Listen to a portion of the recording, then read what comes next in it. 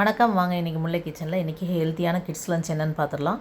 25 gram அரிசி, 25 gram துவரம் பருப்பு, அதை நல்லா கழுவி ஒரு அரை மணி நேரத்துலேருந்து 1 மணி நேரம் நல்லா ஊற விட்டுடலாம்.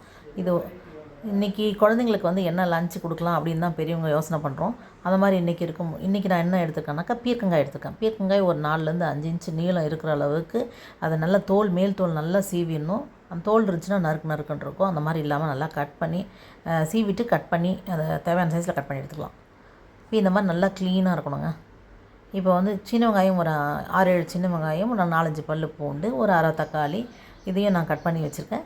இப்போ அரிசி பருப்பில் இருக்கிற தண்ணியை சுத்தமாக எடுத்துகிட்டு தண்ணி இல்லாமல் அரிசி பருப்பை குக்கரில் ஆட் பண்ணிவிட்டு அதிலே நான் அந்த கட் பண்ணி வச்சுருக்கிற வெங்காயம், தக்காளி, பீர்க்கங்காய் இது எல்லாமே நம்ம ஆட் பண்ணிடலாம். பீர்க்கங்காய் லைட்டாக கட் பண்ணி அது கொஞ்சமாக வாயில் கடித்து பார்த்திங்கன்னா அதில் கசப்பு இருந்தால் கூட நமக்கு தெரிஞ்சிடும். அப்படி கசப்பு இருக்கும் பொழுது அந்த பீர்க்கங்காயை நம்ம ஆட் பண்ணக்கூடாது.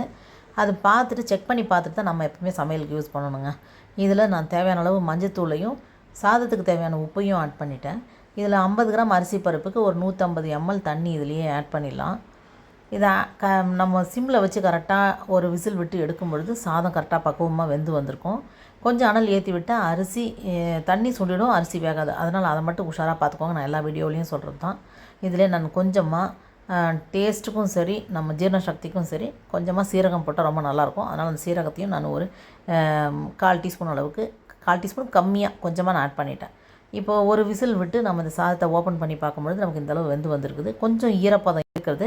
அது என்ன ரீசன்னா, இப்போ நான் வெயிட் ரிலீஸ் பண்ணிவிட்டு பார்த்தேன். அந்த மாதிரி பார்த்தாலும் நமக்கு இந்த மாதிரி கொஞ்சம் தண்ணி நிற்கும். அதனால் நம்ம சிம்மில் வச்சு நல்லா கொஞ்சம் கலக்கி விட்டுடணும்.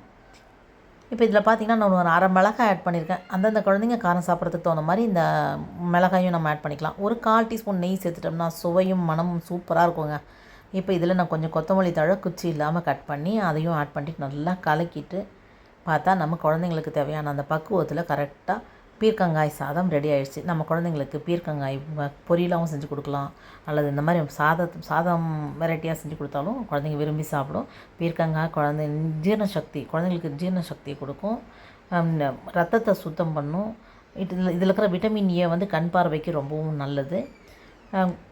இந்த மாதிரி ட்ரை பண்ணி பாருங்கள். இந்த காய் சாப்பிடாத குழந்தைங்களுக்கு இந்த மாதிரி நம்ம செஞ்சு கொடுக்கும் பொழுது காய் இருக்குதுன்னே தெரியாது, சாதத்தை விரும்பி சாப்பிட ஆரம்பிச்சிருவாங்க. இந்த மாதிரி நீங்களும் ட்ரை பண்ணி பாருங்கள். ட்ரை பண்ணி பார்த்துட்டு எப்படி வந்துச்சுன்னு கமெண்ட் பண்ணுங்கள். வீடியோ பிடிச்சிருந்தால் லைக் பண்ணுங்கள், ஷேர் பண்ணுங்கள், மறக்காமல் சப்ஸ்கிரைப் பண்ணுங்கள். தேங்க்ஸ் ஃபார் வாட்சிங். பாய்.